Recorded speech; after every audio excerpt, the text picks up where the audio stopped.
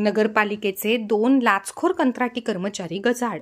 घरकुलाचे check काढण्यासाठी तक्रारकर्त्याकडून स्वीकारली 20,000ची लाच.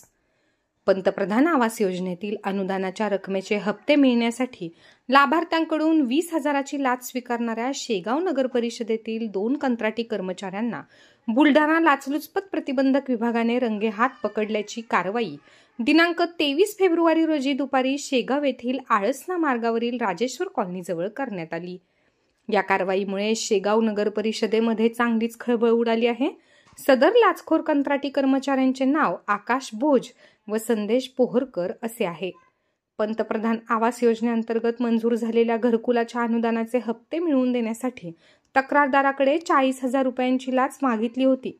तक्रारीनंतर 23 फेब्रुवारी रोजी बुलढाणा लाचलुचपत प्रतिबंधक विभागाच्या पथकाने प्रथम लाच मागितल्याबाबत खात्री केली व नंतर दुपारी सापळा कारवाई रचून कारवाई केली.